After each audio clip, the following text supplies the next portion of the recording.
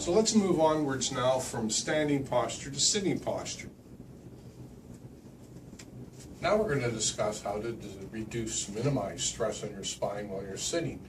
And the important thing is not only whether the chair supports you, you can have the best chair in the world, but if you don't utilize it properly, you won't gain proper support from it.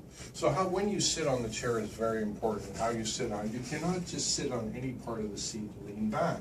You want your spine curves forward at the bottom, so you want to be able to have your back supported by the back of the chair. So if I'm just sitting halfway on the seat and I lean back, my lower back's not being supported, I'm getting hunched around it and I'm putting a lot of stress on my spine. So the first thing you do when you sit is to make sure you slide your buttocks right into the back of the chair and then lean back so that you feel that the back of the chair is supporting the lower back properly. The height of the chair is important. Are your feet planted on the ground firmly? There's no pressure into the back of your thighs from the edge of the chair. The angle of the back of the chair is important. You do not want a 90-degree angle. It'll tend to push you forward. The ideal angle is anywhere from 100 to 110-degree tilt backwards. The other thing to look on a chair is the height of the arms. There should be arms on the chair. Without armrests, you get a lot of tension in your shoulders.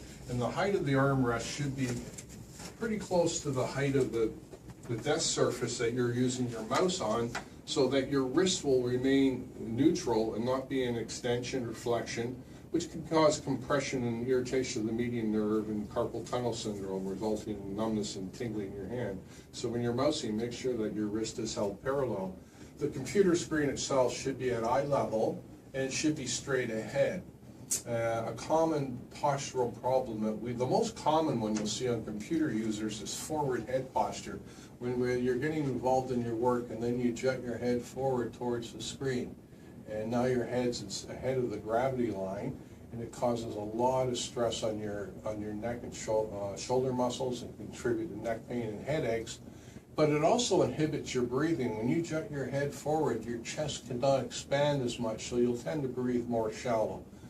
So there's other functions, ways that can affect your body besides hurting your neck and shoulders there too.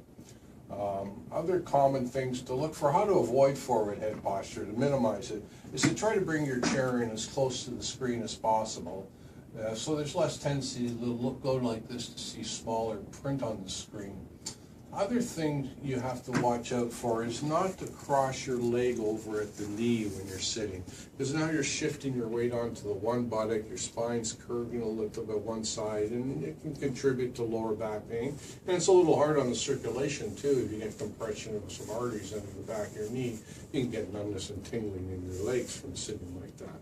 Try not to lean off onto one buttock and prop yourself on an elbow like this. Any imbalance where there's more stress on one side of your body than the other is going to have more of a chance of contributing to injury than on having a balanced posture where the effect of gravity, you're always fighting the stress of gravity pulling you to the ground, which is happening in all times, no matter whether you stand, sit, or lay down. So utilizing the chair properly, the chair is adjustable for the desk structure that you're using, and that you're aware of avoiding different postures that we talked about.